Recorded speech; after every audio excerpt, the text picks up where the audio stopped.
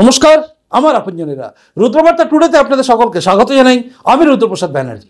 এই রাজ্যে মানে আমাদের রাজ্য পশ্চিমবঙ্গে বর্তমানে যে পরিস্থিতি তৈরি হয়েছে না, তাতে একটা কথা কিন্তু পরিষ্কার, যেখানে ভারতীয় জনতা পার্টি বা বিজেপি করলেই আক্রমণ নেমে আসবে, এমনই একটা পরিস্থিতি তৈরি হয়েছে। আজকে ডক্টর সুকান্ত মজুমদার মানে এই রাজ্যে যিনি বিজেপির রাজ্য সভাপতি এবং তার সঙ্গে সঙ্গে তিনি একজন কেন্দ্রীয় প্রতিমন্ত্রী, তার উপরে যেভাবে আক্রমণ নেমে এসছে আজকে বজবজে, সেটা দেখার পরে একটা জিনিস কিন্তু পরিষ্কার হয়ে যাচ্ছে যে এই রাজ্যে কিন্তু 355 ধারা জারি করার মতো পরিস্থিতি অলরেডি তৈরি হয়ে গেছে।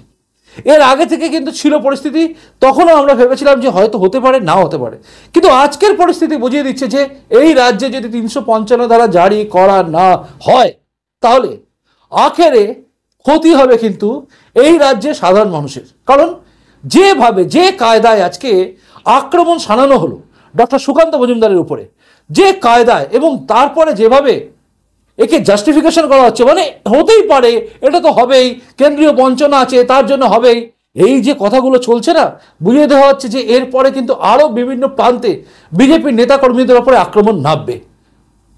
এসি ঘরে বসে কুণাল ঘোষ থেকে শুরু করে বিভিন্ন নেতা মন্ত্রীরা, আজকে তৃণমূলের নেতা মন্ত্রীরা যেভাবে বলছেন, তাতে একটা জিনিস পরিষ্কার যে আগামী দিনে এইভাবে কিন্তু বিক্ষোভ দেখানোর নাম করে হ্যাকেল করা হবে, আক্রমণ নামানো হবে বিজেপির নেতা নেত্রীদের ওপরে। শুধু একবার ভাববেন, একজন কেন্দ্রীয় প্রতিমন্ত্রী, তার কাছে সিকিউরিটি আছে, সব কিছু আছে, সেটা নিয়ে তিনি হাঁটছেন, সেখানে তার ওপর আক্রমণ নেমে আসছে, জুতো উড়ে আসছে, পাথর উড়ে আসছে, মানে কোন জায়গায় গেছে। আর মন্ত্রীরা, নেতারা, এরা সব বসে বসে বলছেন কেন ডক্টর সুকান্ত মজুমদার বলেছেন জেহাদিদের আক্রমণ, কেন বলেছেন, মানে তাদের কাছে এটা বড় কথা নয় যে আক্রমণটা নেমেছে, সৌজন্যতামূলক কোনো ব্যাপার কিন্তু এখানে নেই। আমি অবাক হয়ে ভাবি, বিজেপির মধ্যে থাকা দিলীপ ঘোষ মাঝে মাঝে সৌজন্যতার গল্প শোনাতেন, আজকে এই সৌজন্যতাটা দেখেছেন? বিজেপির কোনো নেতা বা কোনো মন্ত্রীকে, কোনো কাউকে কেউ ছাড়ে না। তৃণমূল কংগ্রেস এখানে 1 ইঞ্চি জমি ছাড়ে না বিজেপির কাউকে। সৌজন্যতা এখানে দেখাতে যাওয়া মানে বোকামোর কাজ। এই রাজ্যের রাজ্যপালের কাছে আজকে ডক্টর সুকান্ত মজুমদার গেছেন এবং তার সঙ্গে গেছেন আক্রান্ত, বজবজে আক্রান্ত লোকেরা। স্বয়ং এই রাজ্যের রাজ্য সভাপতি বিজেপির, তিনি নিজে আক্রান্ত। জানি না এই রাজ্যের রাজ্যপাল কি করবেন।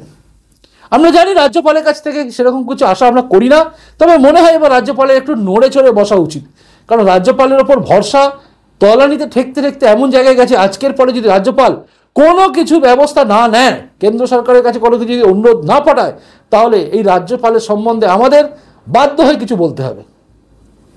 কারণ এই কোন জায়গায় যাচ্ছি আমরা? একজন রাজ্য সভাপতি তিনি তার দলের আক্রান্ত কর্মীর পাশে যাবেন, এটা স্বাভাবিক কথা। এই স্বাভাবিক ঘটনা দেখা আমরা অভ্যস্ত হওয়া উচিত, কারণ সব জায়গায় সবাই যায়। মনে আছে মমতা বন্দ্যোপাধ্যায় পর্যন্ত কিন্তু 2009, 2010, 2008 আমরা দেখেছি লাগাতার আক্রান্ত তৃণমূল কর্মীর পাশে যেতেন। তখন কিন্তু তাকে ঘিরে ধরে বিক্ষোভ, ক্ষোভ এসব হয়নি, কারণ তখনও কিন্তু থাকা মমতা বন্দ্যোপাধ্যায়ের বিরুদ্ধে সিপিএম কিন্তু চাইলে বিক্ষোভ করতে পারতো মমতা বন্দ্যোপাধ্যায়কে, কিন্তু তা হয়নি। হয়েছে কি? উত্তর হচ্ছে হয়নি। এইভাবে ক্ষোভ বিক্ষোভ হয়নি, কিন্তু তবু মমতা বন্দ্যোপাধ্যায় কিন্তু একইভাবে বারবার করে গেছেন একই কাজ। অর্থাৎ যেভাবে তিনি দেখিয়েছেন, যেভাবে তিনি মানে কি বলবো, মমতা বন্দ্যোপাধ্যায় এই তৃণমূল কংগ্রেস যেভাবে নক্কার জন্য কাজ করেছে আজকে, এটা কিন্তু সত্যি বলতে কি বলুন তো, রাজনীতির যে একটা কি বলবো সভ্যতা বলুন, ভদ্রতা বলুন, এটা যদিও তৃণমূল কংগ্রেস আসার সঙ্গে সঙ্গে শেষ হয়ে গেছে, তা একদম শেষই করে দিল। এবং তার সঙ্গে সঙ্গে যে নেতাদের বা নেত্রীদের একদম আরামে বসে বসে বলা ঠিক হয়েছে, এইগুলো বুঝিয়ে দেয় যে কোথায় যাচ্ছে। একবারও তাদের মুখ থেকে বেরোচ্ছে না যে এদের এটা করা উচিত হয়নি, ভুল হয়েছে। ক্ষোভ বিক্ষোভ থাকতে পারে, ক্ষোভ বিক্ষোভ দেখার, আন্দোলন করুন, কিন্তু কোনো ব্যক্তিকে ঘিরে ধরা, মনে আছে চাকরি হারা এই সমস্ত শিক্ষক শিক্ষিকারা শুধুমাত্র ঘিরে ধরেছিল চাকরির জায়গাটা, মানে যেখান থেকে বেরোবে বিকাশ ভবন, সেখানে শুধুমাত্র ঘিরে ধরেছিল, তারপর পুলিশ লাঠিচার্জ করেছিল, কারণ ওখানে তাদের আটকে রাখা হয়েছে। আর এখানে ডক্টর সুকান্ত মজুমদারকে ঘিরে ধরা হয়েছিল, ঘিরে ধরা নয়, তাকে বেরোতে যাওয়া হচ্ছিল না। এবং যেভাবে নেমে আসছিল সবাই, আজকে ডক্টর সুকান্ত মজুমদারের যদি কিছু একটা হয়ে যেত, তার দায় কে নিত? কারণ কিভাবে হুড়মুড় করে ঢুকে পড়ছিল ছেলেগুলো, লোকগুলো, তাদের দেখে মনে হচ্ছিল যে তারা কোনো উদ্দেশ্য প্রণোদিতভাবে নামছে।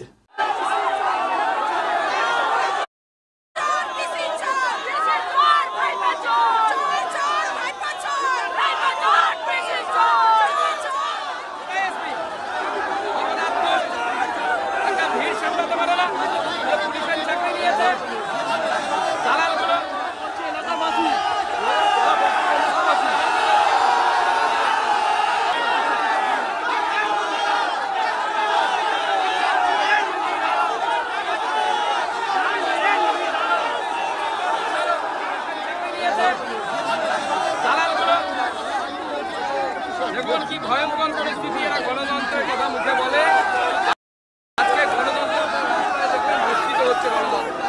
এটা মমতা বন্দ্যোপাধ্যায়ের গণতন্ত্র, দিস ইজ দ্য ডেমোক্রেসি।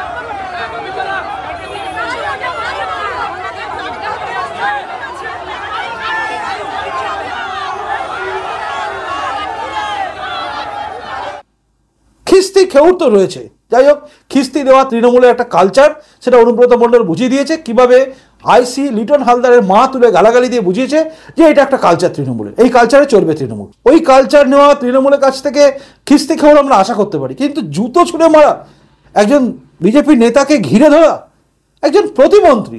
আসলে এই রাজ্যে না মমতা বন্দ্যোপাধ্যায় সরকার চলে, তো পুলিশ মমতা বন্দ্যোপাধ্যায় কথায় ওঠে আর বসে, তাই এই রাজ্যে সরকার বিরোধী কেউই সেফ নয়। সরকার বিরোধী কথা বললে তাদের বিরুদ্ধে পুলিশ খড়গহস্ত, সরকারের বিরুদ্ধে একটা কথা বললে, সরকার বিরোধী এই রাজনৈতিক দল বিরোধী যদি কিছু কথা বলা হয় তাহলেও পুলিশ খড়গহস্ত। কিন্তু সরকারের হয়ে মানে ওই তৃণমূলের হয়ে যারা নামে মানে তৃণমূল কর্মীরা, যাদেরকে হারমাদ বলা হতো সিপিএমের, যারা এখন উন্মাদে পরিণত হয়েছে, কেউ কেউ বলেন লুঙ্গি বাহিনী, কেউ কেউ বলেন জিহাদি, তারা যখন আক্রমণ করে তখন কিন্তু পুলিশ চুপচাপ দেখে। আজকে প্রশ্নের মুখে দাঁড়িয়ে গেছে কিন্তু বাংলা সবকিছু। মমতা বন্দ্যোপাধ্যায় গণতন্ত্রের কথা বলেন, গণতন্ত্র, এই গণতন্ত্রে গলা টিপে হত্যা অনেকদিন আগেই এই তৃণমূল কংগ্রেস করে দিয়েছে। মিডিয়াকে নিয়ে বড় বড় ডায়লগ মারে, অথচ ইউটিউবারদের ধরে ধরে অ্যারেস্ট করা মমতা বন্দ্যোপাধ্যায় সরকার বুঝিয়ে দিয়েছে যে তারা ঠিক কী চায়। কোনো ঘটনার ভিডিও করলে পুলিশ কেস দিয়ে দেয়, সেই কেসে আমি ভুক্তভোগী, থানায় হাজিরা দিতে হয়। অর্থাৎ এই রাজ্যটা চলছে কোথায়? আর এইভাবে যখন তৃণমূল কংগ্রেসের এই লোকেরা যারা প্রভোগ করছে মানুষকে যে আক্রমণ করো, অ্যাটাক করো, ঘিরে ধরো, তাদের বিরুদ্ধে বিক্ষোভ করো এবং ঘিরে ধরো, আক্রমণ করো, এই যে কথাগুলো চলছে, মানে ওপর মহল থেকে একটা বার্তা আসছে, নিচু তলায় যেভাবে যাবে, এরপরে যে পরিস্থিতি তৈরি হবে, তাতে যদি 355 ধারা জারি না করা হয় তাহলে বিজেপির নেতা কর্মীরা কিন্তু বিপন্ন হয়ে যাবে। প্রতিবাদ করার জায়গায় কেউ থাকবে না, কারণ প্রতিবাদ করলেই তাকে ঘিরবে। তাই আমার মনে হয় এবার উচ্চতর নেতৃত্ব যারা আছেন তাদের ভাবা উচিত এবং কেন্দ্রীয় সরকারের কাছে এটা নিয়ে দরবার করা উচিত, মনে হয় হবে। আর শুভেন্দু অধিকারী, সুকান্ত মজুমদার এবং বিজেপি যারা আছেন, যারা লড়াইটা লড়ছেন, তাদের প্রত্যেকের উচিত এই বিষয়টা নিয়ে চাপ সৃষ্টি করা, যাতে কেন্দ্র সরকার এই রাজ্যে 355 ধারা জারি করে, অবশ্যই করে। আর রাজ্যপালের উচিত নড়ে চড়ে বসা। জানি না, এটা আমার মনে হলো তাই আমি আপনাদের বললাম। আজকের পরিস্থিতি সম্পূর্ণ বদলে গেছে এই রাজ্যে। রাজনীতিতে যে জায়গা তৈরি হয়েছে আজকে, তাতে এছাড়া আমার কাছে বলার কোনো ভাষা নেই। যাই হোক, আপনি জানেন, আপনি কি ভাবছেন, আপনার কি মনে হয়, যা চলছে তাই ঠিক আছে, নাকি এটার প্রতিবাদ হওয়া দরকার আছে, এর প্রতিকার হওয়া দরকার আছে? কারণ 355 ধারা জারি না করলে মুশকিল আছে। আপনার কি মনে হচ্ছে অবশ্যই কমেন্ট বক্সে জানাবেন। আর প্রতিবেদনটা ভালো লাগলে লাইক করবেন, আর নতুন এসে থাকলে চ্যানেলটা সাবস্ক্রাইব করবেন, আর প্রতিবেদনটাকে অবশ্যই শেয়ার করবেন। খুব ভালো থাকুন। আসি এখনকার মতো, দেখা হচ্ছে পরের রুদ্রবার্তা টুডেতেই। নমস্কার, বন্দে মাতরম, ভারত মাতা জয় হোক, জয় হিন্দ।